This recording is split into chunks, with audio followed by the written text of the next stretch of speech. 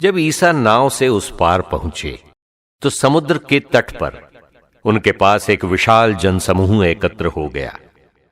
उस समय सभागृह का जेरूस नामक एक अधिकारी आया।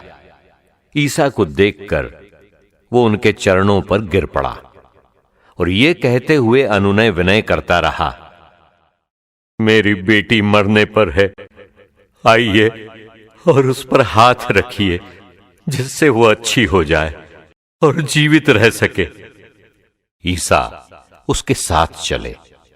एक बड़ी भीड़ उनके पीछे हो ली और लोग चारों ओर से उन पर गिरे पड़ते थे।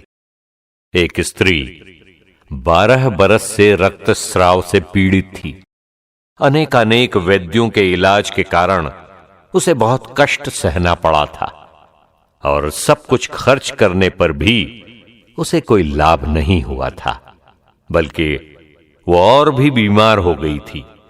उसने ईसा के विषय में सुना था और भीड़ में पीछे से आकर उनका कपड़ा छू लिया, क्योंकि वो मन ही मन कहती थी, यदि मैं उनका कपड़ा भर छूने पाऊं तो अच्छी हो जाऊंगी।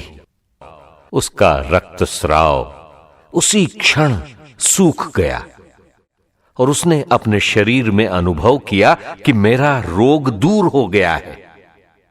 ईसा उसी समय जान गए कि उनसे शक्ति निकली है। भीड़ में मुड़कर उन्होंने पूछा, किसने मेरा कपड़ा छुआ? उनके शिष्यों ने उनसे कहा, आप देखते ही हैं कि भीड़ आप पर गिरी पड़ती है, तब भी आप पूछते हैं किसने मेरा स्पर्श किया? जिसने ऐसा किया था उसका पता लगाने के लिए ईसा ने चारों ओर दृष्टि दौड़ाई।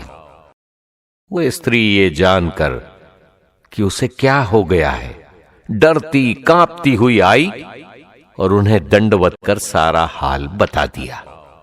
ईसा ने उससे कहा, बेटी, तुम्हारे विश्वास ने तुम्हें चंगा कर दिया है, शांति प्राप्त कर जाओ और अपने रोग से मुक्त रहो।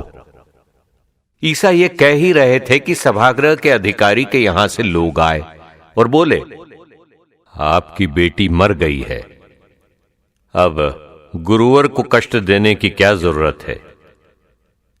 ईसा ने उनकी बात सुनकर सभागृह के अधिकारी से कहा, डरिए नहीं, बस विश्वास कीजिए।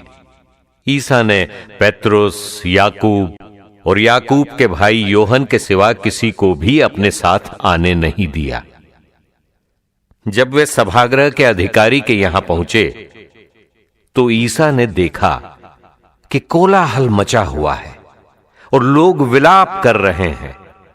उन्होंने भीतर जाकर लोगों से कहा, ये कोलाहल, ये विलाप क्यों? लड़की मरी नहीं, सो रही है। इस पर वे उनकी हंसी उड़ाते रहे।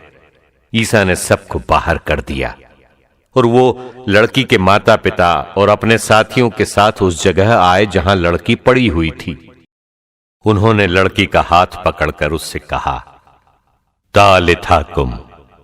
इसका अर्थ है, ओ लड़की, मैं तुमसे कहता हूं, उठो। लड़की उसी क्षण उठ खड़ी हुई और चलने फिरने लगी, क्योंकि वो 12 बरस की थी। लोग बड़े अचंभे में पड़ गए। ईसा ने उन्हें बहुत समझाकर आदेश दिया कि ये बात कोई न जान पाए और कहा कि लड़की को कुछ खाने को दो।